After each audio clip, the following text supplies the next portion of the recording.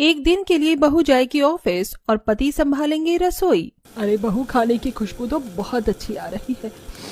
लग रहा है आज तुम तीनों अपने पति के लिए कुछ स्पेशल बना रही हो।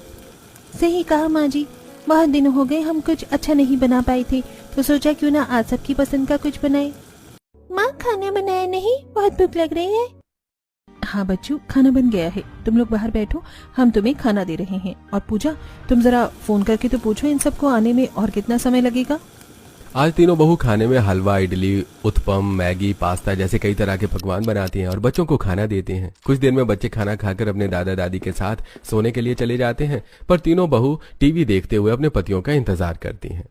पूजा, तुम्हें फोन करने के लिए कहा था, तुमने फोन नहीं किया क्या? अब तक आए नहीं वो लोग, 11 बजने वाले हैं।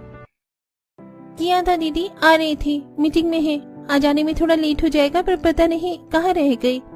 तीनों देवरानी जेठानी आपस में बात कर ही रही होती हैं कि तभी उनके पति घर आते हैं और अपने पतियों को देखकर वो आ गए आप तीनों, कब से हम आपका इंतजार कर रहे थे। आज हमने अपने घर वालों की पसंद का खाना बनाया है, noodles, pasta, uttapam, idli, Manchurian, rice और पूरी दाल मखनी पनीर। मैं भी खाना गर्म करके लाती हूँ, आप तीनों हाथ धो लीजिए। हाँ कर लो गरम, और तुम तीनों खा लो, क्योंकि हम तीनों बाहर से खाकर आए हैं और बहुत थक गए हैं। मैं सोने जा रहा हूँ। शीतल, मैं भी सोने के लिए जा रहा हूँ, खाना खाकर आ जाना। तीनों भाई बिना कुछ खाए, बिना कुछ बताए चुपचाप सोने के लिए चले जाते हैं। अपने पतियों की इन हरकतों से तीनों बहू गुस्से में। अगर इन तीनों को बाहर से खाकर आना था तो मैंने जब फोन किया था तो बता देना चाहिए था ना। हम क्या पागल हैं जो इतनी देर से इन तीनों का इंतजार कर रहे थे। एक तो इन लोगों के लिए इतना अच्छा खाना बनाओ, ऊपर से उनके नखरे देखो। कोई बात नहीं पूजा, इन लड़कों के लिए उनकी बीवी घर की मुर्गी दाल बराबर होती है। आज अच्छा खाना बना है तो इनके नाटक बढ़ गए हैं, कल तुम देखना इन्हें कैसे दलिया खिचड़ी खिलाती हूँ।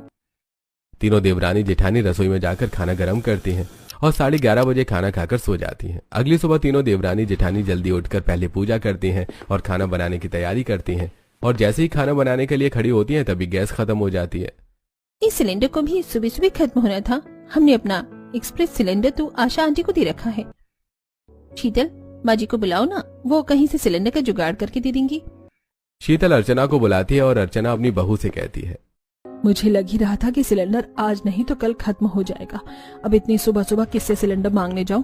तुम तीनों रुको, मैं कहीं से सिलेंडर का इंतजाम करके आती हूँ। अर्चना अब अपने पड़ोसियों के घर जाती है और उनसे सिलेंडर मांगती है। आशा बहन, हमने तुम्हें अपना सिलेंडर दिया था, तुम्हारा सिलेंडर आया या नहीं? पता नहीं अर्चना बहन, क्या ही दिक्कत आ रही है। कल ही आना था सिलेंडर, कल भी नहीं आया। अच्छा ठीक है, मैं सुमित्रा बहन से बात करके आती हूँ। अर्चना 4 से 5 घर में जाती है और बड़ी मुश्किल से उसे